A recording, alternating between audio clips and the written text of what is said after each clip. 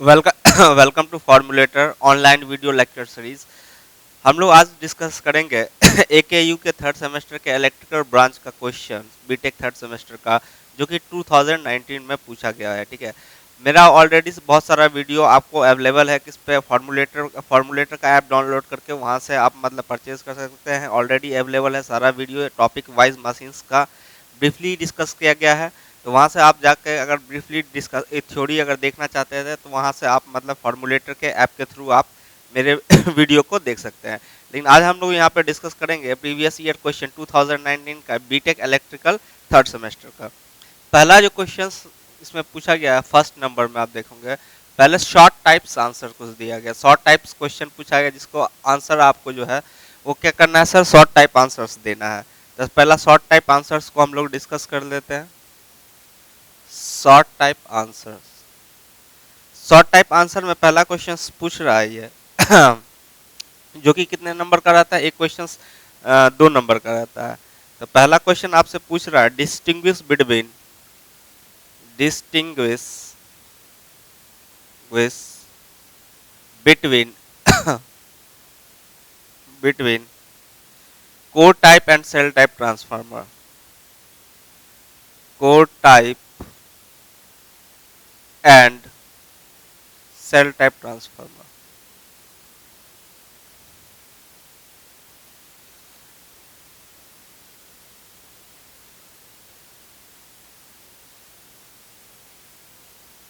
और जो भी चीज अभी हम लोग डिस्कस करेंगे या लिखेंगे तो इसका सारा थ्योरी आपको क्या है, फॉर्मूलेटर के ऐप पे लिंक पे आपको मिल जाएगा। यानी फॉर्मूलेटर के ऐप पे सारा इसका पीडीएफ फॉर्म में जितना भी रिटन नोट्स है इसका ये अवेलेबल होगा फॉर्मूलेटर के ऐप पे। तो वहां पे आप जाके फॉर्मूलेटर ऐप के थ्रू डाउनलोड कर सकते हैं। तो पहला क्वेश्चन पूछ रहा है distinguish between the core type and cell type transformer.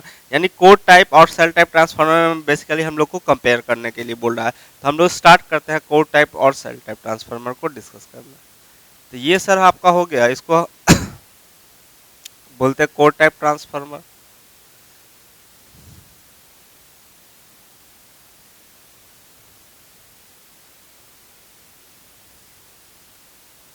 और ये जो ट्रांसफार्मर हो गया,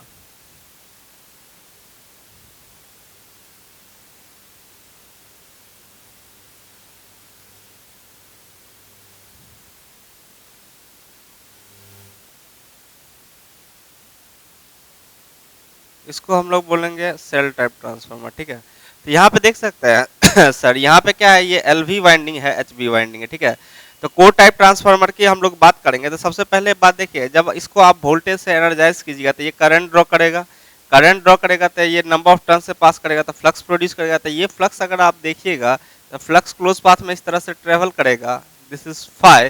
तो यानी कहने का अर्थ है through out the magnetic path. यानी मैग्नेटिक पाथ क्या हो गया सर, कोर, जिसके थ्रू अपना फ्लक्स अपना पाथ पूरा कर रहा है। तो यानी कहने का through out the magnetic path flux का वैल्यू क्या है, सेम, डेट इज फाई। तो यानी फ्लक्स का वैल्यू सेम रहता है जिस सर्किट में, जिस मैग्नेटिक सर्किट में थ्रू आउट। तो उसको हम लोग क्या बोलते हैं सर, उसको हम लोग क्या बोलते हैं, सीरीज मैग्नेटिक पाथ। तो सबसे पहला चीज हम लोग को ये समझ में आता है, जो core type transformer, core type transformer is an example of, या इज एन एग्जांपल ऑफ, कौन सा हो गया सर आपका, सीरीज मैग्नेटिक पाथ। ये क्या है, एक सीरीज मैग्नेटिक पाथ है, मैग्नेटिक पाथ। अगर इसका बात करेंगे तो देखें इसका अगर हम लोग बात करेंगे तो ये यहाँ पे आप एनर्जाइज कीजिएगा तो टोटल फ्लक्स अगर ये 5 प्रोड्यूस कीजिएगा तो यहाँ आने के बाद फ्लक्स के पास 2 रास्ता है, एक रास्ता ये हो गया और एक रास्ता ये हो गया। यानी फ्लक्स क्या हो जाएगा, डिवाइड हो जाएगा। अगर दोनों रास्ता का, दोनों यानी ये पाथ और ये पाथ का अगर रिलक्टेंस दोनों का हम लोग सेम बोल दें तो जब रिलक्टेंस सेम होगा तो ऑब्वियसली बात है हाफ हाफ में डिवाइड हो जाएगा। अगर रिलक्टेंस सेम है तो 5/2 आई, इधर नेट फ्लक्स क्या हो गया 5।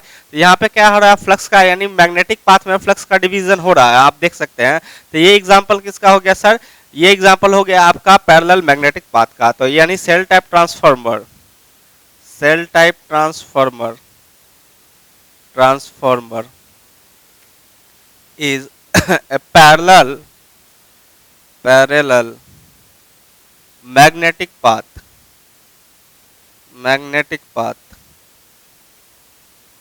सेल टाइप ट्रांसफार्मर क्या है सर आपका, पैरेलल मैग्नेटिक पाथ है। नेक्स्ट अब हम लोग बात करेंगे देखिए हॉरिजेंटल पोर्शन जो रहता है ये आपका, जैसे ये ट्रांसफार्मर का कोड हो गया, ये ट्रांसफार्मर का कोड हो गया, ट्रांसफार्मर का कोड। तो इसको हॉरिजेंटल पोर्शन को हम लोग क्या बोलते हैं सर, योक। इसको वर्टिकल पोर्शन, जो ये सेक्शन आपको दिख रहा होगा, ये वर्टिकल पोर्शन, इसको हम लोग क्या बोलते हैं, लिम्ब। इसको क्या बोलते हैं, लिम्ब। तो यहाँ पे आप देख सकते हैं, यहाँ पे दो लिम्ब है, एक लिम्ब ये हो गया और एक ये लिम्ब हो गया। तो दोनों लिम्ब पे वाइंडिंग प्लेस्ड है। लेकिन यहाँ पे अगर हम लोग बात करें तो लिम्ब कितना है, एक ये लिम्ब हो गया, ये सेकंड लिम्ब हो गया, 3 लिम्ब। तो 1 और 3 लिम्ब को हम लोग क्या बोलेंगे सर, आउटर लिम्ब। सेकंड वाले लिम्ब को क्या बोलेंगे हम लोग, इनर लिम्ब। तो इनर, इसमें क्या होता है, आउटर लिम्ब एम्प्टी रहता है, इनर लिम्ब पे क्या रहता है, वाइंडिंग प्लेस्ड रहता है। लेकिन इसमें कोई भी लिम्ब एम्प्टी नहीं रहता, सारे लिम्ब पे वाइंडिंग प्लेस्ड होता है। ठीक है, तो सेकंड चीज ये समझ में आता है, the winding is placed, the winding is placed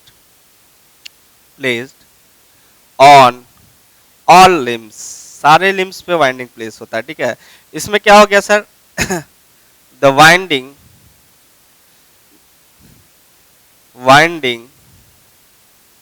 is placed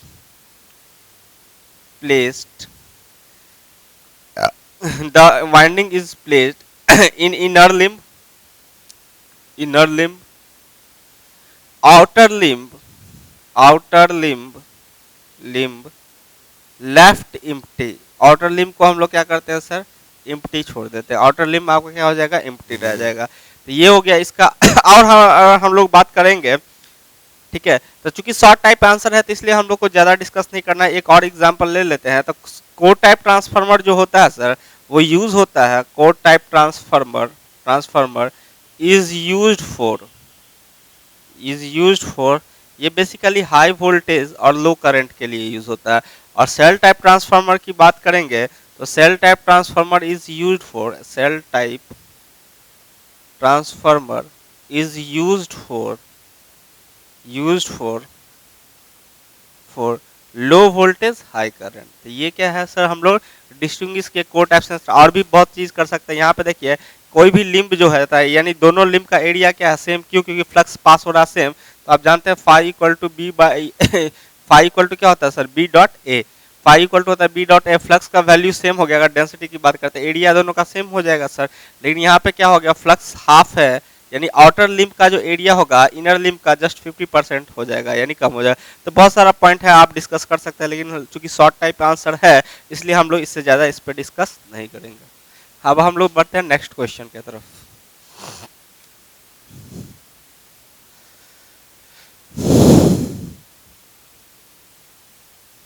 ये सारा चीज मेरे लेक्चर में ऑलरेडी आप देखिएगा ये सारा चीज, जितना भी चीज अभी हम लोग डिस्कस किए हैं वो ऑलरेडी आपके इलेक्ट्रिकल मशीन्स के ट्रांसफार्मर लेक्चर में अवेलेबल है।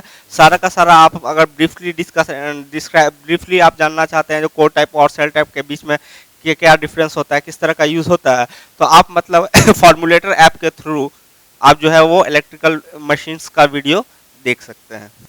सेकेंड क्वेश्चन की हम बात करेंगे।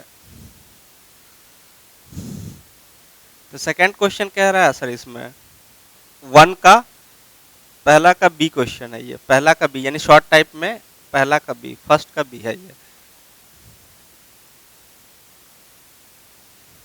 पहला का बी शॉर्ट टाइप में। ये कह रहा है draw neat and labelled BH curve, draw neat and labelled. Labelled मतलब क्या होता है, डिफरेंट पैरामीटर को नेमिंग के साथ, यानी विदाउट नेमिंग नहीं, डिफरेंट पैरामीटर को नेमिंग साथ, labelled BH curve, BH curve.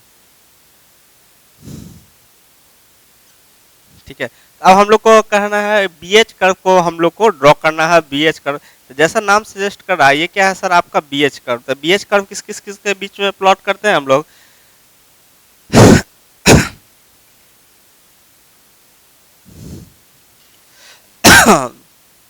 तो बेसिकली बीएच कर्व जो प्लॉट किया जाता है सर,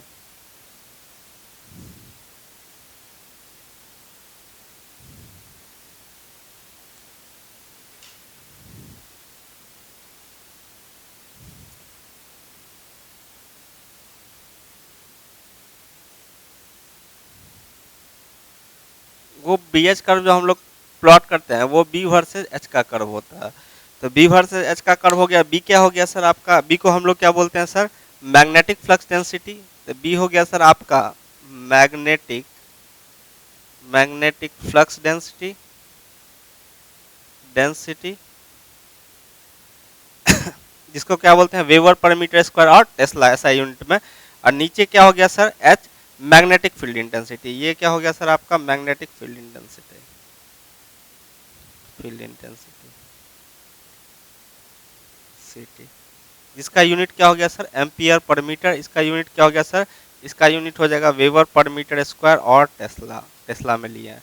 तो अब यहाँ पे देखिए बीएच कर्व क्या होता है, बीएच कर्व क्या होता है, एक मैग्नेटाइजेशन कर्व होता है। यानी मैग्नेटाइजेशन कर्व करने का अर्थ क्या है, किसी भी मैग्नेटिक मटेरियल को जो जिसमें मैग्नेटिक प्रॉपर्टी होता है, अगर हम उसको मैग्नेटाइज करना स्टार्ट करें यानी मैग्नेटाइज करना स्टार्ट करें, तो जैसे जैसे आप मैग्नेटाइज कीजिएगा उसके अंदर फ्लक्स का वैल्यू बढ़ेगा, वैसे वैसे फ्लक्स डेंसिटी बढ़ेगा। तो मैग्नेटाइज करना मतलब क्या हो गया सर, मैग्नेटिक फील्ड इंटेंसिटी के इन्फ्लुएंस में उस मटेरियल को लाइएगा तो वो धीरे धीरे मैग्नेटाइज होता है। जितना आप मैग्नेटिक फील्ड इंटेंसिटी का वैल्यू बढ़ाइएगा उतना ज़्यादा फ्लक्स डेंसिटी बढ़ता जाएगा। क्यों, क्योंकि आप जान रहे हैं सर जो फॉर्मूला भी होता है सर बी इक्वल टू क्या होता है म्यू इंटू एच। तो यानी सर यहाँ से आप देख सकते हैं परमिबिलिटी को, B is directly proportional to H. तो यानी कहने का अर्थ है बी जो है जैसे जैसे आप मैग्नेटिक फील्ड इंटेंसिटी को बढ़ाइएगा वैसे वैसे बी का वैल्यू बढ़ेगा, एच को वैल्यू बढ़ाए बी का वैल्यू बढ़ेगा। तो मैग्नेटिक फील्ड इंटेंसिटी क्या होता है एच, जिसका वैल्यू क्या होता है सर एम्पियर पर मीटर। यानी कहने का अर्थ है करंट का वैल्यू बढ़ाएंगे, करंट का वैल्यू बढ़ाएंगे तो एच बढ़ाएंगे। यानी कोई भी जैसे मान के चलिए ये मटेरियल है ना, इस मटेरियल को हम लोग को मैग्नेटाइज करना है, इस मटेरियल को मैग्नेटाइज कर, ये कॉइल हो गया। तो जैसे जैसे करंट का वैल्यू बढ़ेगा सर, करंट का वैल्यू बढ़ेगा, तो करंट का वैल्यू बढ़ेगा तो मैग्नेटिक फील्ड इंटेंसिटी का वैल्यू बढ़ेगा, फील्ड इंटेंसिटी का वैल्यू बढ़ेगा, जिसके कारण फ्लक्स डेंसिटी का वैल्यू बढ़ेगा। तो इसी प्रोसेस को हम लोग बोलते हैं सर मैग्नेटाइजेशन, यानी किसी चीज को मैग्नेटाइज करना यानी उसका फ्लक्स डेंसिटी को बढ़ाना। तो ये प्रोसेस क्या कहलाया जाएगा मैग्नेटाइजेशन। तो यही अगर अल्टरनेटिंग साइकिल की बात कीजिएगा आप, तो अल्टरनेटिंग साइकिल में क्या हो गया, ये अल्टरनेटिंग साइकिल हुआ। तो यहाँ से यहाँ तक अगर आप देखेंगे, यहाँ से यहाँ तक कंटिन्यूअसली करंट का वैल्यू क्या हो रहा है, बढ़ रहा है। तो इस प्रोसेस को क्या बोलेंगे मैग्नेटाइज। उसके बाद फिर यहाँ से यहाँ तक वैल्यू क्या हो रहा है, घट रहा है, तो इसको क्या बोलेंगे हम लोग डीमैग्नेटाइजेशन। फिर यहाँ से देखेंगे सर, यहाँ से यहाँ फिर कंटिन्यूअसली करंट का वैल्यू बढ़ रहा है बट रिवर्स डायरेक्शन में, मतलब ये हो गया रिवर्स मैग्नेटाइजेशन होगा, रिवर्स डायरेक्शन में मैग्नेटाइजेशन हो जाएगा और फिर ये रिवर्स डायरेक्शन में मैग्नेटाइजेशन डीमैग्नेटाइजेशन होगा। तो ये इसी चीज को हम लोग प्लॉट करते हैं। तो यानी बी वर्सेस एच कर्व। तो यहाँ पे आप क्या देखे हैं, जैसे जैसे एच को बढ़ाइएगा वैसे वैसे बी को बढ़ेगा। तो सिंपली बात क्या है सर, यानी जैसे जैसे हम लोग एच के वैल्यू को बढ़ाएंगे वैसे वैसे बी का वैल्यू बढ़ेगा, है ना। तो बी का वैल्यू बढ़ा, जैसे जैसे आप एच को बढ़ाएं वैसे वैसे बी का वैल्यू बढ़ा। लेकिन जब सैचुरेट हो जाएगा तो ये क्या हो जाएगा ऑलमोस्ट, मतलब इसका जो वेरिएशंस हो जाएगा वो बहुत ज़्यादा वेरिएशंस आपको देखने को नहीं मिलेगा। यानी कहने का क्या अर्थ है सर, सैचुरेशन मीन्स क्या हो गया, कोई भी मैग्नेटिक मटेरियल में मतलब क्या हो गया सर, मैग्नेटिक मटेरियल में मैग्नेटिक मटेरियल के अंदर डोमेन होता है, जैसे जैसे आप मैग्नेटाइज करते हैं वैसे वैसे डोमेन एक डायरेक्शन में अलाइंड होना शुरू हो जाता है। यानी पहले एक डोमेन, फिर दो डोमेन, फिर तीसरा डोमेन। तो यानी ये लगभग जब सबका सब डोमेन अलाइंड शुरू हो जाएगा तो आप कितना भी आप करंट बढ़ाते रहिए, मैग्नेटिक फील्ड इंटेंसिटी को बढ़ाते रहिए, सारा का सारा ऑलरेडी डोमेन अलाइन हो चुका है। तो फर्दर इसमें क्या होगा, इंक्रीमेंट पॉसिबल नहीं है, यानी फर्दर वो मैग्नेटाइज नहीं होगा। तो इसलिए ये कर्व क्या हो जाएगा, सेटल हो जाएगा। तो यानी जिसके बाद, जिस पॉइंट के बाद जो होता है वो कर्व जो है, जिस पॉइंट के बाद इंक्रीमेंट बहुत, मतलब अगर आप मैग्नेटिक फील्ड इंटेंसिटी का वैल्यू लार्ज भी बढ़ा दें तो भी क्या होता है सर, स्मॉल अमाउंट में इंक्रीमेंट होता है। तो इसको हम लोग कौन सा पॉइंट बोलते हैं सर, इसको हम लोग बोलते हैं सर नी पॉइंट या सैचुरेशन पॉइंट। तो ये पॉइंट हो गया, यानी नी पॉइंट बोल देंगे, यानी इसको हम लोग बोल देंगे सैचुरेशन पॉइंट। यानी ये अब क्या हो गया सर, आपका सैचुरेट हो गया है ना। इसको यहाँ पे क्या बोलेंगे सर, यानी ये देखिए अब ये सैचुरेट हो गया, यानी अब वैल्यू क्या हो रहा है, बढ़ नहीं रहा है। ये हो गया सर आपका कौन सा, डीप सैचुरेशन, डीप सैचुरेशन। ये क्या हो गया सर, डीप सैचुरेशन। आप देख सकते हैं सर, अगर यहाँ से देखिए दो कोई पॉइंट लीजिए, यहाँ से यहाँ पॉइंट की बात करेंगे तो देखिए अगर अगर बात करेंगे यहाँ पे तो ये इसको H1 बोल दीजिए, H2। यानी देखिए स्मॉल अमाउंट पे मैग्नेटिक फील्ड इंटेंसिटी को इंक्रीज करते हैं स्मॉल अमाउंट से, यानी करंट का स्मॉल अमाउंट से। तो करंट स्मॉल अमाउंट से इंक्रीज किया मैग्नेटाइजिंग करंट, तो देखिए फ्लक्स डेंसिटी कितना बढ़ गया। यानी सर यहाँ से यहाँ आप देख सकते हैं, यानी वैल्यू क्या है, लार्ज, यानी स्मॉल इंक्रीमेंट में लार्ज है। लेकिन अगर आप ये इस चीज़ को कंपेयर कीजिएगा, ये पॉइंट अगर हम लोग ले, this point must be H3 और ये पॉइंट हम लोग मान लेते हैं H4। आप देखिए मैग्नेटाइजिंग करंट का वेरिएशन क्या है, बहुत लार्ज, मैग्नेटाइजिंग करंट का वेरिएशन लार्ज है। लेकिन सर अगर मैग्नेटिक फ्लक्स डेंसिटी की बात करें, इंक्रीमेंट क्या है, स्मॉल, यानी धीरे धीरे बढ़ना का, यानी हम बोलेंगे ये रीजन कौन सा हो गया सर, आपका सैचुरेशन रीजन हो गया है ना। तो यहाँ पे क्या हो गया सर, लार्ज मैग्नेटाइजिंग करंट के लिए del I M del I mu बोल दीजिए, लार्ज मैग्नेटाइजिंग करंट के लिए ये क्या हो गया, डेल एच, यानी स्मॉल वैल्यूज में कन्वर्ट हुआ है या नहीं है। तो इसी को हम लोग जो बोलते हैं सर, ये जो कर्व हो गया वो हो गया बी एच कर्व।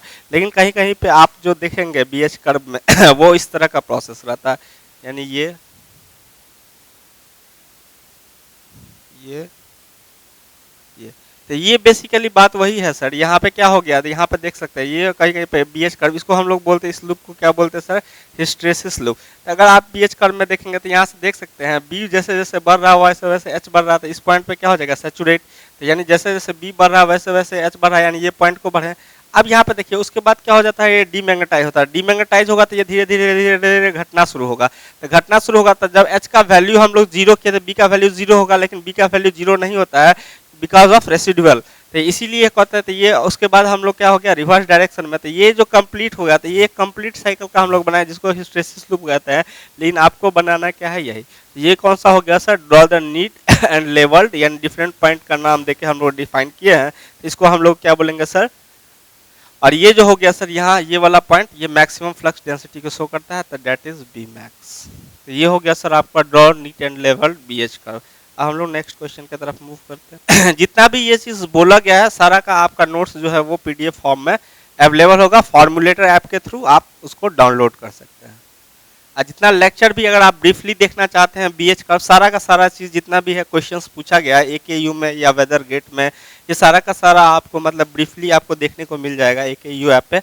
आप मेरे लेक्चर को फॉलो करके आप देख सकते हैं। हर एक टॉपिक को डिटेल में डिस्कशन किया गया है, ब्रीफली डिस्कस किया गया है इलेक्ट्रिकल मशीन्स को,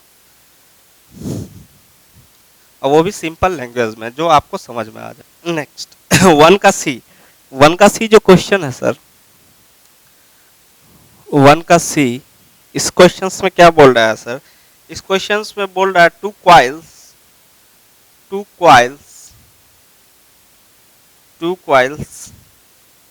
having 100 and 200 turns, two coils having 100 and 200 turns, two coils having 100 and 200 turns are wound on a closed iron circuit, are wound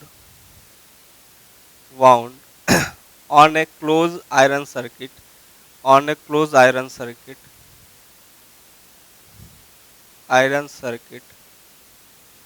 are wound on a closed iron circuit of 3 meter length, of 3 meter length, of 3 meter length with cross sectional area of 500 centimeter square, with cross sectional area of cross sectional area of 500 centimeter square. Determine the mutual inductance between the coil. Question कह रहा है आपके determine the mutual inductance between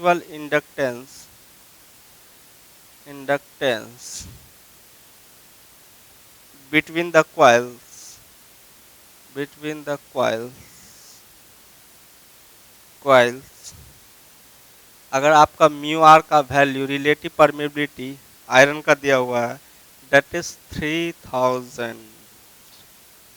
चलिए अब ये बोल रहा है दो कॉइल है जिसका टर्न्स क्या है सर 100 टर्न्स है, और एक का म्यू N2 क्या है 200 टर्न्स है, जिसको 3 मीटर लेंथ के मतलब क्लोज आयरन सर्किट पे वाउंड किया गया है, यानी 3 मीटर के। तो आपको निकालना क्या है सर इसका म्यूचुअल इंडक्टेंस, यानी इस तरह से 3 मीटर के लेंथ का आयरन हो गया, इस पे हम लोग दो कॉइल को इस तरह से वाउंड कर दिए, एक कॉइल दो कॉइल इस तरह से वाउंड कर दिए। इसमें नंबर ऑफ टर्न्स जो यूज किया गया है वो 100 टर्न्स यूज किया गया है, दूसरा जो टर्न्स यूज किया हुआ है वो 200 टर्न्स यूज किया हुआ है। इसका लेंथ बोल रहा है मैग्नेटिक पाथ का 3 मीटर बोल रहा है सर। ये क्रॉस सेक्शनल एरिया जो आपको दिया हुआ है वो दिया हुआ कितना है sir 500 centimetre square, 500 centimetre square इसका क्रॉस सेक्शनल एरिया दिया हुआ है।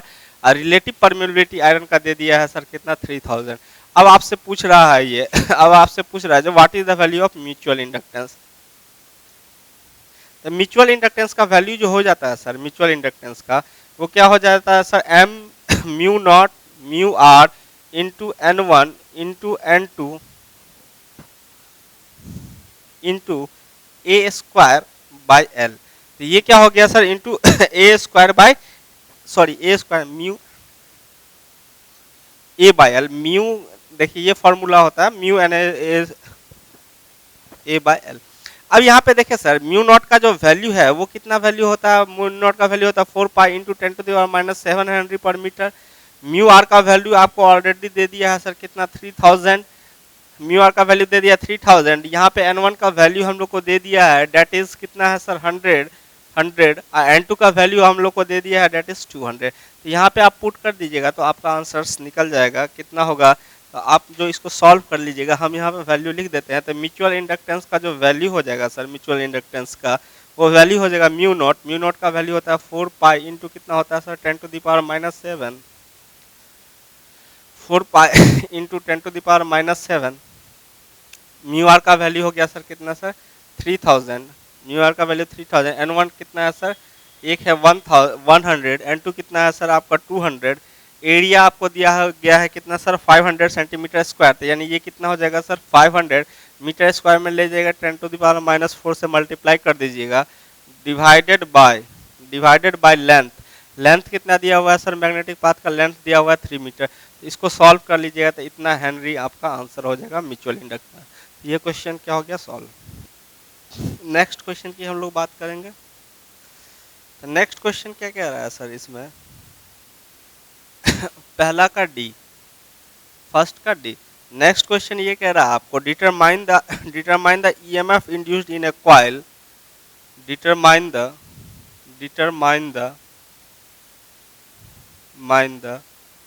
EMF induced determine the EMF induced in a coil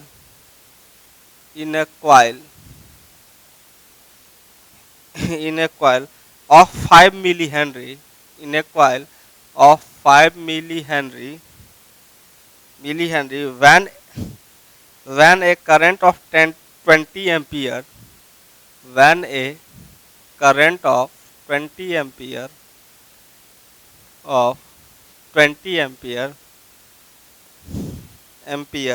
reversed in 10 millisecond, reversed in 10 millisecond, 10 millisecond।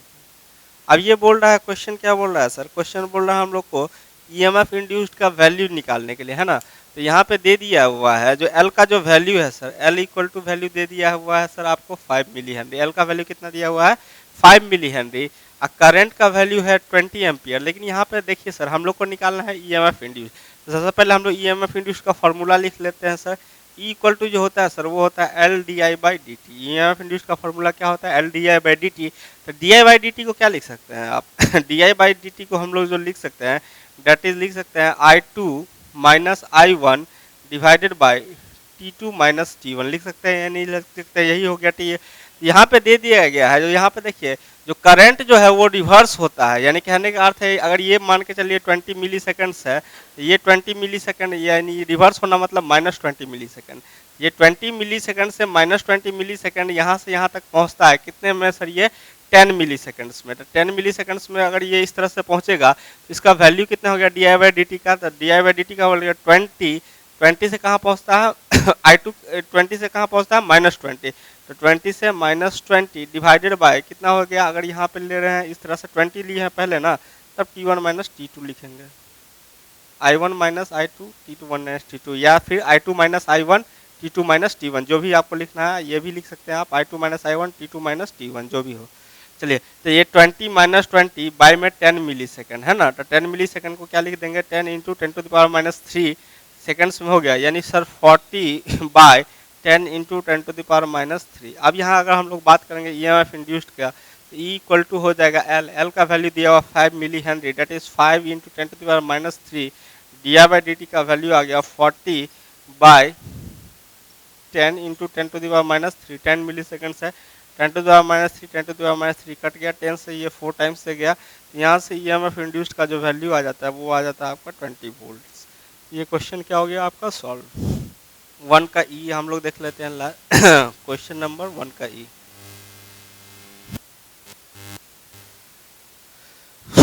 1 का ई ये कह रहा है sir list the methods used for improving, list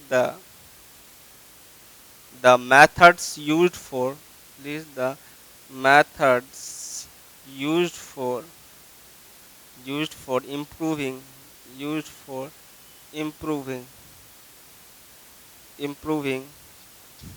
commutation in DC machine, improving commutation in DC machine। इस चीज को हम लोग को ये करना है तो कम्यूटेशन और इन डीसी मशीन को करना है। तो सबसे पहले देखे होंगे कम्यूटेशन होता है क्या है, थोड़ा सा हम लोग ये जान लेते हैं। तो कम्यूटेशन क्या होता है सर, सबसे पहले कोई भी कॉइल यानी डीसी मशीन में जब हम लोग कॉइल रहते हैं तो कॉइल में करंट रिवर्स होता है। यानी अगर हम बोलेंगे कॉइल का करंट 10 एम्पियर है तो रिवर्स होगा तो कितना हो जाएगा -10 एम्पियर, यानी डायरेक्शन चेंज करता है। क्योंकि आप जानते हैं आर्मेचर में जो करंट होता है वो एसी करंट होता है और जो टर्मिनल से बाहर निकलता है यानी स्टेटर से वो क्या होता है सर आपका डीसी करंट होता है। तो कोई भी कॉइल के अंदर यानी हम लोग अगर कम्यूटेशन होता है तो कम्यूटेशन का सिंपली मतलब होता है कॉइल के अंदर करंट रिवर्स होना, यानी 10 एम्पियर से -10 एम्पियर पहुंचना। तो जब कॉइल के अंदर करंट रिवर्स होता है तो इसी को हम लोग क्या बोलते हैं सर, प्रोसेस को कम्यूटेशन बोलते हैं। ठीक है, तो अगर इसमें क्या होता है सर, यानी कम्यूटेशन की अगर हम लोग बात करेंगे तो ये क्या हो गया सर, अगर माने क्वेश्चन क्या था sir, list the methods used for the improving commutation in DC machine. DC machine में क्या हो रहा था, हम लोग बोलते हैं कम्यूटेशन क्या है सर, कम्यूटेशन एक प्रोसेस है जो कि रिवर्सल ऑफ करंट है विद इन द कॉइल, यानी रिवर्सल ऑफ करंट है तो करंट चेंज क्या करेगा सर, प्लस आईसी लेवल से माइनस आईसी लेवल तक। अगर इसको आप बोलिएगा प्लस आईसी लेवल, ये हो गया सर प्लस आईसी, ये लेवल हो गया सर आपका माइनस आईसी। तो प्लस आईसी से माइनस आईसी करंट चेंज करता है तो इसको बोलते हैं हम लोग कम्यूटेशन। ये कॉइल में इस तरह से करंट चेंज हो गया। ठीक है, तो इस केस ये जो हो गया सर इसको हम लोग बोलेंगे आइडियल कम्यूटेशन। ये जो ग्राफ फॉलो करता है कम्यूटेशन इसको हम लोग क्या बोलते हैं सर, आइडियल कम्यूटेशन। अगर आप बात कीजिएगा यानी टाइम कितना लगा सर, यहाँ से यहाँ तक, यहाँ से यहाँ तक। अगर टाइम यानी कम्यूटेशन में डिले हो जाता है तो कम्यूटेशन जो डिले होता है जिसकी वजह से स्पार्किंग में कार्य यानी हम उसको बोलते हैं पुअर कम्यूटेशन। तो जब कम्यूटेशन डिले होगा तो टाइम क्या होगा ज़्यादा, तो ये ग्राफ जो फॉलो करता है अभी भी क्या हो रहा है सर, देखिए प्लस आईसी से माइनस आईसी चेंज किया बट टाइम देखिए यहाँ से अब टाइम कितना लग रहा है सर, नया वाले में टाइम जो है यहाँ से यहाँ तक लग रहा है, यहाँ तक इसको T2 और पहले वाले में टाइम कितना लग रहा था सर T1, यानी टाइम क्या हो रहा है ज़्यादा लग रहा है। इसको हम लोग क्या बोलते हैं डिलेड कम्यूटेशन। इसको क्या बोलते हैं सर हम लोग, डिलेड कम्यूटेशन। तो डिलेड कम्यूटेशन मतलब क्या हो गया सर, डिलेड कम्यूटेशन का ये मीनिंग हो गया जो पहले के तुलना में जो है वो क्या हो गया, ज़्यादा टाइम लग रहा है कम्यूटेशन में। तो ये नहीं होता क्या है, देखिए यानी कम्यूटेशन जब हम लोग कर रहे होते हैं, जैसे ये कॉइल है ना, तो ये कॉइल जो कोई भी कॉइल जो होगा सर, कॉइल का 2 एंड होगा सर इस तरह से, तो वो कम्यूटेटर में फंसा हुआ रहता था। जब भी ब्रश एक्सिस इसको शॉर्ट करता है, ब्रश एक्सिस शॉर्ट करता है तो कॉइल जब ब्रश एक्सिस को शॉर्ट करे तो कॉइल के अंदर क्या हो गया, ईएमएफ इंड्यूस्ड क्या होना चाहिए, 0, क्योंकि ईएमएफ इंड्यूस्ड 0 होगा तभी जाके करंट रिवर्स हो पाएगा जल्दी से। क्यों, क्योंकि करंट को ये जो करंट इनकमिंग करंट है उसको अपोज कौन करेगा, ईएमएफ इंड्यूस्ड। तो ईएमएफ इंड्यूस्ड 0 कब होगा, जब कॉइल के अंदर कोई भी नेट फ्लक्स डेंसिटी बचेगा नहीं। तो एक चीज ये होना चाहिए, तो जब आर्मेचर रिएक्शंस होता है तो हम लोग देखते हैं ब्रश एक्सिस के पास जो होता है उस पर फ्लक्स पहले से मौजूद रह जाता है, तो उस फ्लक्स की वजह से भी ईएमएफ इंड्यूस्ड हुआ। दूसरा क्या होता है, कॉइल के अंदर करंट चेंज कर रहा होता है तो उसके कॉइल के सेल्फ इंडक्टेंस के कारण जो होगा एक और ईएमएफ इंड्यूस्ड होगा, LE = LDI/dt। तो एक जो फ्लक्स डेंसिटी बच गया था किसके वजह से सर, फ्लक्स डेंसिटी बच गया था आर्मेचर रिएक्शन की वजह से। एक ये वोल्टेज, दोनों वोल्टेज आपस में ऐड हो जाता है जिसके कारण क्या हो जाता है, करंट को रिवर्सल में डिले हो जाता है। तो इस चीज को हम लोग क्या बोलते हैं सर, पुअर कम्यूटेशन या डिलेड कम्यूटेशन। इसके वजह से स्पार्किंग भी हो सकता है, ये वोल्टेज ज्यादा बढ़ जाए तो मशीन डिस्ट्रॉय भी हो सकती है, वाइंडिंग क्या हो सकता है, पूरा का पूरा शॉर्ट हो जाएगा अगर माइका इंसुलेशन से बढ़ जाएगा। ये सब सारा डिटेल डिस्कशन है आपके, मतलब जब हम डीसी मशीन का आप मेरा लेक्चर फॉलो कीजिए उसमें। तो इस चीज को हटाना है, ये बोल रहा है इस मेथड ये इसको हमको हटाना है, यानी डिलेड कम्यूटेशन नहीं होना चाहिए। इसके लिए कब होगा, जब EMF induced in the coil जो है वो ऑलरेडी क्या हो जाएगा, जीरो, यानी कॉइल में जो फ्लक्स, देखिए आर्मेचर रिएक्शन के वजह से फ्लक्स एग्जिस्ट ही करेगा, तो हम लोग क्या करेंगे सर, उसको हटा देंगे, उस फ्लक्स को हटा देंगे, तो हम लोग का क्या हो जाएगा सर, इस फ्लक्स को हटा दीजिएगा तो ईएमएफ इंड्यूस्ड फ्लक्स को अगर आप मतलब कंपनसेट कर दीजिएगा, न्यूट्रल कर दीजिएगा, तो उसके कारण क्या हो जाएगा सर, कम्यूटेशन डिले नहीं होगा। तो उसी मेथड्स को हम लोग क्या बोलते हैं सर, जो इम्प्रूव करने के लिए, कम्यूटेशन इम्प्रूव करने के लिए मेथड्स यूज करते हैं। तो पहला क्या करते हैं सर, आप पहला ये होना चाहिए, जब ब्रश जब शॉर्ट करे तो ईएमएफ इंड्यूस्ड जीरो होना चाहिए। तो ब्रश को पहला जो मेथड्स हो जाता है, brush shifting, brush shifting, brush shifting, shifting in the direction of MNA, in the direction of MNA, यानी ब्रश को आप डायरेक्शन ऑफ एमएनए, एमएनए के डायरेक्शन में आप शिफ्ट कर दीजिए। तो ब्रश को एमएनए के डायरेक्शन में शिफ्ट कीजिएगा तो ऑलरेडी फ्लक्स डेंसिटी क्या हो जाएगा, जीरो। सेकंड क्या होता है सर, दूसरा हो जाता है सर, आप इसके जगह पे ओपन स्लॉट्स यूज कर लें, बाय यूजिंग ओपन स्लॉट्स, आप ओपन स्लॉट्स भी कर सकते हैं। थर्ड मेथड क्या हो जाता है sir, resistance commutation method. Third क्या हो जाता है sir, resistance commutation method. Third क्या हो जाएगा आपका, resistance commutation method, commutation method. Resistance commutation मतलब क्या हो गया सर, रेजिस्टेंस मतलब कहने है आप लो वैल्यू ऑफ रेजिस्टेंस के बदले, यानी देखिए कोई जो लो वैल्यू ब्रश जो हम लोग यूज करते हैं उसका लो रेजिस्टेंस के बदले हाई रेजिस्टेंस कार्बन ब्रश अगर हम लोग यूज कर लें तो टाइम कांस्टेंट क्या हो जाएगा सर, टाइम कांस्टेंट होता है L/R। जब हाई कीजिएगा तो इसका टाइम कांस्टेंट क्या हो जाएगा, लो। जब टाइम कांस्टेंट लो हो जाएगा तो यानी कहने का अर्थ क्या है, प्लस आईसी से माइनस आईसी चेंज करने में ये लीस्ट टाइम लगेगा, ये ग्राफ नीचे शिफ्ट होकर आएगा आइडियल के तरफ। तो इसीलिए हम लोग इसको क्या बोलते हैं सर, इस मेथड को बोलते हैं रेजिस्टेंस कम्यूटेशन। तो इसीलिए आप हाई कार्बन यूज करते हैं instead of low carbon brushes. तो इससे क्या होगा, आपका कम्यूटेशन इंप्रूव होगा। And last is EMF commutation by voltage, by EMF voltage method. ये सब सारा प्रोसेस है सर कम्यूटेशन इंप्रूव करने का, बाय ईएमएफ वोल्टेज मेथड। तो 2 नंबर का है इसलिए हम लोग इसमें ज्यादा लिखेंगे नहीं, यानी यहाँ से यहाँ तक आंसर ये ग्राफ बना दीजिएगा आप। नेक्स्ट क्वेश्चन की तरफ अब हम लोग मूव। जो भी आंसर्स हम लोग दे रहे हैं वो शॉर्ट फॉर्मेट में दे रहे हैं, तो हो सकता है शॉर्ट फॉर्मेट की वजह से, क्योंकि एक कॉम्पिटिशन है, कॉम्पिटिशन जो टॉपिक है वो 2 आवर का है, तो 2 आवर के मतलब उसका निचोड़ हम लोग क्या लिख रहे हैं, जस्ट मतलब 2-3 लाइन के अंदर। तो हो सकता है हम अपनी तरफ से समझाने का कोशिश किए हैं, आपको थोड़ा सा दिक्कत हो सकता है अगर आपको नहीं पता है पहले से। तो अगर आपको नहीं पता है पहले से तो आप जो है फॉर्मूलेटर ऐप से डाउनलोड करके आप इलेक्ट्रिकल मशीन्स का वीडियो देख सकते हैं, वहाँ पे भी कॉम्पिटिशन है, वहाँ पे ब्रीफली डिस्कस किया गया है जो कैसे कॉम्पिटिशन को इम्प्रूव करते हैं। कॉम्पिटिशन या कोई भी टॉपिक में अगर आप दिक्कत है तो आप एक फॉर्मूलेटर ऐप को फॉलो कर सकते हैं, जो कि लिंक दिया हुआ होगा। नेक्स्ट क्वेश्चन कह रहा है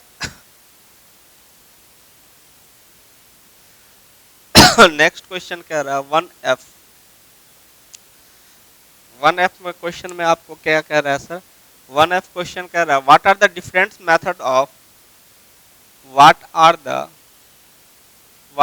the different methods of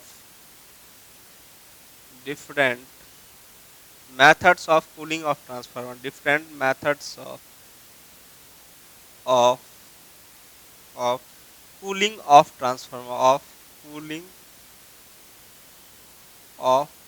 transformer, transformer,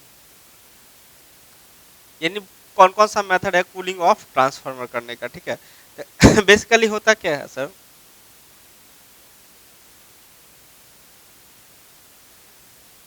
जैसे ये आपका ये ट्रांसफार्मर हो गया है ना, ये आपका ट्रांसफार्मर हो गया, ठीक है।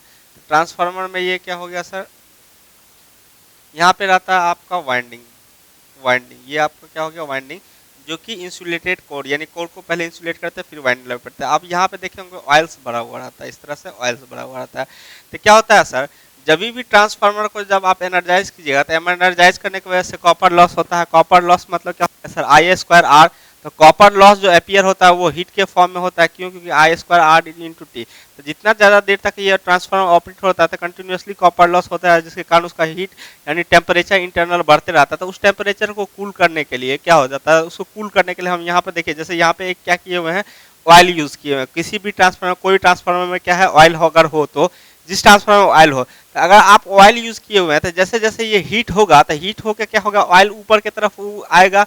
जब ऑयल ऊपर की तरफ आएगा, एक्सपेंड होकर ऑयल क्या हो जाएगा, ऊपर की तरफ जाएगा। जैसे जैसे हीट होगा तो ये एटमॉस्फेयर के कांटेक्ट में, एटमॉस्फेयर से क्या करेगा, हीट को क्या कर देगा सर, एटमॉस्फेयर में रिलीज कर देगा। तो फिर अंदर के टेम्परेचर को क्या कर देगा, डाउन। तो यानी कहने का अर्थ है, अगर अंदर का टेम्परेचर रिलीज नहीं हुआ तो हीट कंटिन्यूअसली बढ़ते जाएगा तो टेम्परेचर बढ़ते जाएगा। तो हो सकता है आपका वाइंडिंग क्या हो जाए, बर्न कर जाता है। अंदर के हीट को क्या करना पड़ता है, निकालना पड़ता है। तो ये क्वेश्चन में पूछ रहा है जो क्या क्या मेथड है जो अंदर के टेम्परेचर को हम लोग निकाल सकते हैं। तो बहुत सारा, जैसे आप देखे होंगे जैसे रेडियो या छोटा ट्रांसफार्मर में बात करें तो वहाँ ऑयल नहीं रहता, उसके बीच में क्या रहता है, एयर। तो एयर से भी क्या हो सकता है, हीट क्या हो सकता है, बाहर निकल सकता है। तो ट्रांसफार्मर बेसिकली कौन सा होगा सर, दो टाइप का होगा। एक होता है सर ड्राई ट्रांसफार्मर और दूसरा क्या होता है सर, ऑयल इमर्ज ट्रांसफार्मर। तो ड्राई ट्रांसफार्मर में हम लोग कौन कौन सा यूज करते हैं सर, कूलिंग का मेथड के लिए। तो कूलिंग का जो मेथड यूज करते हैं, पहला क्या करते हैं, बीच में नेचुरल एयर रहता है तो एयर के थ्रू सारा का सारा क्या होता है, हीट बाहर निकल जाता है। तो पहला होता है सर एयर नेचुरल। फर्स्ट मेथड कौन सा हो गया सर आपका, एयर नेचुरल, जो कि होता है सर ये 3 MVA तक के ट्रांसफार्मर के लिए, अप टू 3 MVA ट्रांसफार्मर। और सेकंड हम लोग बात करेंगे तो सेकंड मेथड इसमें कौन सा होता है, एयर ब्लास्ट, यानी फोर्सडली आप एयर उसमें मतलब ये डालते हैं, यानी एयर कुछ एक्सटर्नल मीडियम के थ्रू फोर्स करता है। दूसरा क्या हो जाता है सर, एयर ब्लास्ट। तो एयर ब्लास्ट जो हम लोग यूज करते हैं that is up to 50 MVA use करते हैं, अप टू 15 MVA तक के ड्राई ट्रांसफार्मर में यूज होता है। तो सेकेंड टाइप ट्रांसफार्मर क्या होगा, ये पहला टाइप का ट्रांसफार्मर था। सेकेंड टाइप ट्रांसफार्मर होता है ऑयल इमर्ज ट्रांसफार्मर, जिसमें ऑयल भरा हुआ रहता है। ऑयल इमर्ज का एग्जांपल हो गया, बाहर में जो ट्रांसफार्मर डिस्ट्रीब्यूशन सिस्टम में लगा हुआ है वो क्या है सर, आपका ऑयल इमर्ज ट्रांसफार्मर है। तो ऑयल इमर्ज ट्रांसफार्मर में किस तरह का इमर्ज ट्रांसफार्मर, तो ऑयल इमर्ज ट्रांसफार्मर में जो मेथड होता है, तो सबसे पहला क्या हो गया, ऑयल नेचुरल। ये यहाँ पे देखें आप, ऑयल नेचुरल और एयर नेचुरल के थ्रू हम लोग क्या कर सकते हैं, हीट को एक्सट्रैक्ट कर सकते हैं। क्यों, क्योंकि क्या होगा, जैसे ऑयल एक्सपेंड होगा तो यहाँ पे रेडिएटर्स लगा हुआ रहता है, तो इसके थ्रू कांटेक्ट में आएगा, एटमॉस्फेयर में क्या कर देगा, सारा का सारा ऑयल हीट को क्या कर देगा, रिलीज कर देगा। तो नेचुरल ऑयल यूज कर सकते हैं आप, नेचुरल एयर के थ्रू भी इसको क्या कर सकते हैं सर, हीट को कर सकते हैं।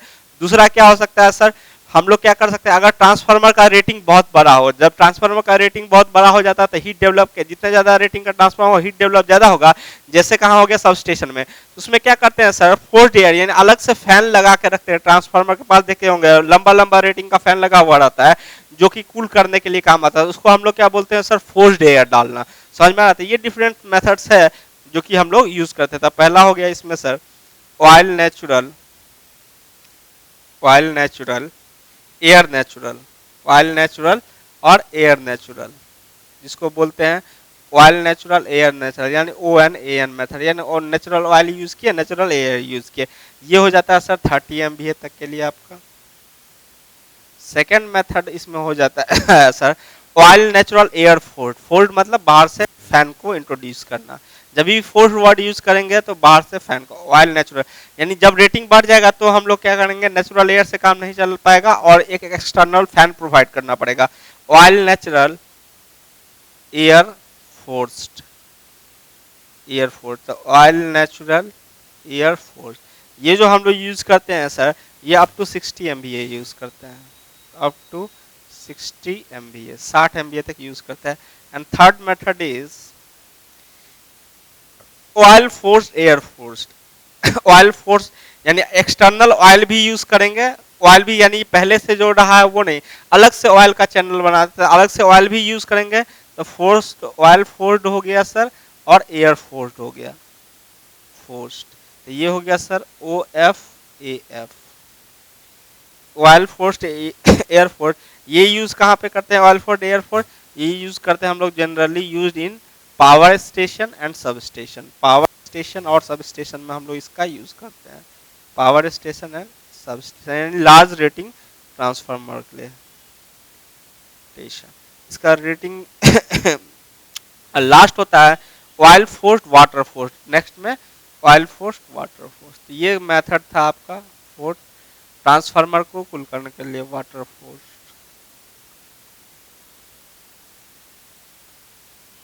OFWF। नेक्स्ट क्वेश्चन की तरफ हम लोग मूव करते हैं।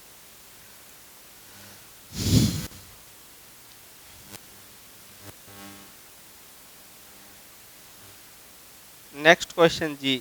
जी क्वेश्चन नंबर बोल रहा है what is Fleming left hand and right hand rule.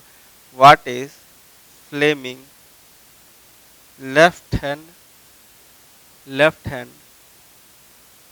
Left hand and right hand rule. Right hand rule, ठीक है। What is Fleming left hand and right hand rules. Motor और generator, AC और DC. Motor और generator और generator, AC और DC. देखिए हमको जब भी हम लोग फ्लेमिंग राइट हैंड रूल की बात करेंगे तो ये मोटर जनरेटर के लिए नहीं होता है। बेसिकली हम लोग क्या करते हैं, फ्लेमिंग राइट हैंड रूल क्यों यूज करते हैं सर। तो हम लोग sir Fleming right hand rule जो यूज करते हैं, Fleming right hand rule, Fleming right hand rule. तो फ्लेमिंग राइट हैंड रूल किस लिए यूज किया जाता है, जब भी direction of EMF and direction of current निकालना हो, ठीक है।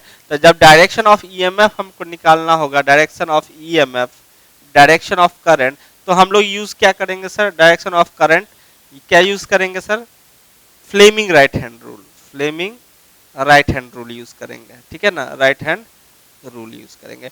यानी कहने का अर्थ है चाहे मोटर हो या जनरेटर, ये मतलब नहीं, कोई भी मशीन हो सकता है। अगर हमको मोटर के अंदर भी उसके कॉइल का ईएमएफ इंड्यूस्ड का डायरेक्शन निकालना होगा तो हम लोग राइट हैंड यूज करेंगे। तो ये राइट हैंड रूल यूज करते हैं। तो राइट हैंड रूल जब आप यूज कीजिएगा तो फ्लेमिंग राइट हैंड रूल में क्या होता है, देखिए ये राइट हैंड रूल ये क्या ये क्या होता है सर, डायरेक्शन ऑफ मोशन। ये कौन सा होता है सर, करंट। ये कौन सा हो जाता है सर, मैग्नेटिक फील्ड। तो ये तीनों का यूज करके हम लोग क्या कर सकते हैं, डायरेक्शन ऑफ ईएमएफ इंड्यूस्ड आप निकाल सकते हैं। Direction of motion, direction of कौन सा हो गया सर, ये direction of EMF induced, direction of magnetic field, direction of current. तो ये तीनों का यूज करके आप क्या निकाल सकते हैं, ईएमएफ इंड्यूस्ड और करंट का डायरेक्शन। और लेफ्ट हैंड रूल कब यूज करेंगे सर, लेफ्ट हैंड रूल में भी ये क्या होता है, डायरेक्शन ऑफ मोशन। ये अगेन क्या हो गया, डायरेक्शन ऑफ करंट। और ये अगेन कौन सा हो जाता है sir, direction of magnetic field. तो यानी कहने का अर्थ ये है, तो फोर्स जब हम लोग को निकालना होगा तो हम लोग यूज करेंगे क्या, Fleming left hand rule. And for finding the direction, for finding the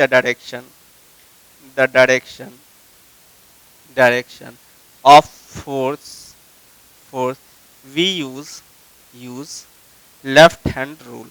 तो यानी कोई ऐसा नियम नहीं है जो मोटर में हम लोग निकालेंगे लेफ्ट हैंड रूल और जनरेटर में राइट हैंड, नहीं। जनरेटर मोटर में भी लेफ्ट हैंड लगा सकते हैं या राइट हैंड भी लगा सकते हैं जनरेटर में।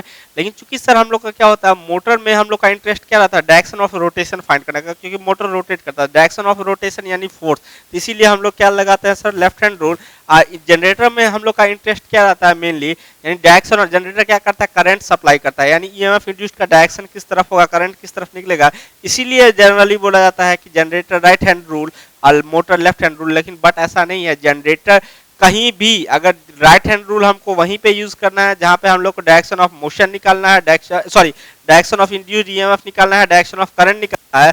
और लेफ्ट हैंड रूल हमको वहां पे यूज करना है जहां पे हम लोग को क्या यूज करना है सर, जहां पे कौन सा यूज करना है, मोशन और फोर्स निकालना है। तो ये कोई मोटर और जनरेटर पे रिस्ट्रिक्टेड नहीं है, या डीसी पे, ठीक है। तो ये क्वेश्चंस हो गया, तो ये दोनों क्वेश्चंस हो गया हम लोग का। अब हम लोग नेक्स्ट क्वेश्चन की तरफ मूव करते हैं, 1 का जी।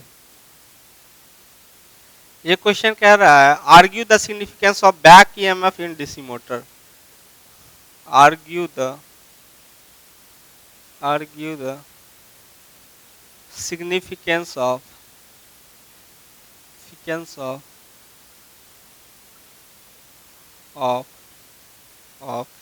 Back EMF in a DC motor. Back EMF in a DC motor.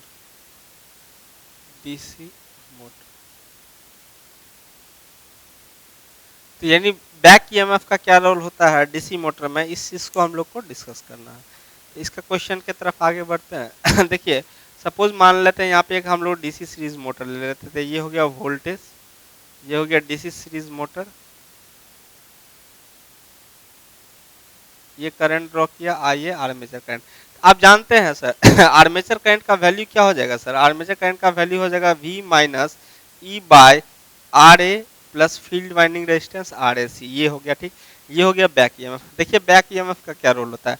Suppose कीजिए कि बैक ईएमएफ 0 हो गया। अगर मान लेते हैं ऐसे डाटा से अगर हम लोग देखें, जैसे सपोज कीजिए 100 वोल्ट है वोल्टेज, अब बैक ईएमएफ है सर आपका 90, और रेजिस्टेंस ये ओवरऑल रेजिस्टेंस को हम लोग मान लेते हैं 1 ओम। तो करंट कितना आएगा, जब बैक ईएमएफ था तब करंट कितना आएगा 100 माइनस 90 यानी 10/1 यानी 10 एम्पियर। तो हम लोग बोल देंगे जो ये आर्मेचर करंट 10 एम्पियर आएगा तो रेटेड करंट होगा जो कि सेटिस्फैक्टरली ऑपरेट करेगा। जब आपका मोटर मोटर रन कर रहा तो रेटेड कंडीशन कितना हो गया 10 एम्पियर। अब देखिए सर जब ई का वैल्यू बैक ईएमएफ का वैल्यू क्या हो जाए 0, तो जब बैक ईएमएफ का वैल्यू 0 हो जाएगा तो करंट कितना बहने लगेगा 100/1, ये 90 हो गया 0 यानी कितना हो गया 100 एम्पियर। तो यानी फुल लोड करंट के तुलना में 10 टाइम्स इंक्रीज कर गया। तो इतना हैवी करंट जब इंक्रीज करेगा, तो जब इतना हैवी करंट मोटर के अंदर जाएगा तो उसका पूरा का पूरा वाइंडिंग जलने का चांसेस रहता है। तो बैक ईएमएफ क्या करता है, वाइंडिंग को प्रोटेक्ट करता है हैवी करंट से, यानी बैक ईएमएफ नेसेसरी है। बैक ईएमएफ नेसेसरी है किसको, मोटर को प्रोटेक्ट करने के लिए, किससे, ओवर करंट से। समझ में आ रहा है या नहीं आ रहा है, तो यही है जो अपोज करता है। तो इसीलिए सर बैक ईएमएफ क्या होता है, नेसेसरी होता है। Back EMF is necessary to protect the motor,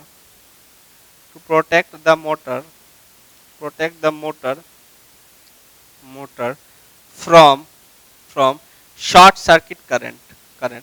अब यही देखते होंगे, जैसे मान के चलिए जब मोटर स्टार्ट होने पे हो, तो डीसी मोटर जब स्टार्ट होने पे हो तो हम लोग जानते हैं सर ई जी क्या जनरेटेड ईएमएफ क्या होता है, P∅N/Z/60A, ये होता है जनरेटेड ईएमएफ का फॉर्मूला। तो यानी सर यहाँ से आप लोग जानते हैं सर ई का जो वैल्यू होता है वो डायरेक्टली प्रोपोर्शनल टू एन होता है। तो यानी मोटर जब स्टार्टिंग होता है स्पीड कितना होता है 0, बैक ईएमएफ कितना हो गया मोटर का 0। तो स्टार्टिंग में बैक ईएमएफ 0 होगा तो स्टार्टिंग में जो करंट फ्लो होता है मोटर में वो कौन सा करंट फ्लो होता है, शॉर्ट सर्किट करंट, जो कि एक हैवी करंट होता है। तो इसे जैसे जैसे मोटर स्पीड होगा, वैसे वैसे बैक ईएमएफ इसका बिल्डअप होगा, बैक ईएमएफ बिल्डअप होगा तो करंट, शॉर्ट सर्किट करंट क्या आएगा, डाउन आएगा। तो बैक ईएमएफ जो होता है एक वेरी इंपॉर्टेंट रोल प्ले करता है, जो कि प्रोटेक्ट करता है मोटर को शॉर्ट सर्किट कंडीशंस में। तो this is the role of back EMF. Next question की तरफ मूव करते हैं हम लोग।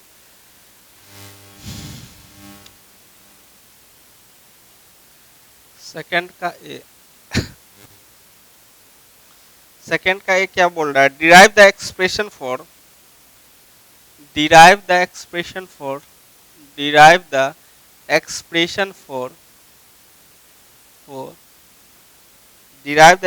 For dynamically induced EMF, dynamically induced EMF, dynamically induced EMF, statically induced EMF. दो टाइप का इंड्यूस्ड ईएमएफ होता है। स्टैटिकली इंड्यूस्ड ईएमएफ कैसा हो गया, जैसे ट्रांसफार्मर का इंड्यूस्ड ईएमएफ, यानी कहने का अर्थ है फ्लक्स वेरिएबल हो लेकिन वाइंडिंग रोटेट नहीं कर रहा हो, तो उस केस में जो ईएमएफ इंड्यूस होता है उसको बोलते हैं स्टैटिक इंड्यूस्ड ईएमएफ।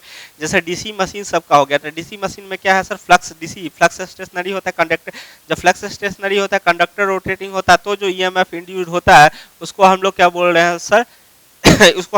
रहे हैं सर डायनामिकली इंड्यूस्ड ईएमएफ। तो कोई भी मान के चलिए यानी कोई भी आप इस तरह का फील्ड ले लीजिए, फील्ड में क्या हो रहा है सर, इस तरह का कोई फील्ड अगर आप ले लीजिए, इसमें कोई एक एल लेंथ का आप रोड प्लेस कर दीजिए जो कि वी वेलोसिटी से मूव कर रहा है। किससे मूव कर रहा है सर, वी वेलोसिटी से मूव कर रहा है। तो अगर हम लोग इसमें बात करेंगे, ध्यान से देखिएगा, तो वेलोसिटी मूव का डायरेक्शन देखिए, सपोज कीजिए मान के चलिए ये मेरा कंडक्टर है, इस तरह से ये कंडक्टर का रॉड है, और ये मैग्नेटिक फील्ड का भी डायरेक्शन इस तरफ है, मैग्नेटिक फील्ड का भी डायरेक्शन इस तरफ है। तो अगर ये इस तरह से कंडक्टर मूव करवाए यानी in the direction of field, तो क्या ये फ्लक्स को कट कर रहा है, नहीं। फ्लक्स यानी ईएमएफ इंड्यूस तभी होगा किसी भी कॉइल में, यानी इस कंडक्टर में, जब ये फ्लक्स को कट कर रहा है। सपोज कीजिए फ्लक्स इस डायरेक्शन में जा रहा है, यानी फ्लक्स इस डायरेक्शन में जा रहा है, तो अगर ये इस तरह से मूव करे, फ्लक्स इस डायरेक्शन में जा रहा है, ये कंडक्टर जो है इस डायरेक्शन में मूव किया, ये लेंथ हो गया कंडक्टर का, कंडक्टर इस डायरेक्शन में मूव करेगा तो फ्लक्स को कट करेगा। यानी कहने का अर्थ है जब, यानी कहने का अर्थ ये है सर, जब फील्ड के डायरेक्शन में कंडक्टर मूव करेगा तो उसके अंदर ईएमएफ इंड्यूस 0 हो जाएगा। लेकिन सर जब अगर बात करेंगे हम लोग, तो अगर बात करेंगे किसका, अगर ये फील्ड के परपेंडिकुलर मूव किया और लेंथ के परपेंडिकुलर, अपने लेंथ के परपेंडिकुलर मूव करेगा, तब इसमें ईएमएफ इंड्यूस्ड होगा। तो सबसे पहली बात ईएमएफ इंड्यूस्ड इसमें होगा कब, तो ईएमएफ इंड्यूस्ड when conductor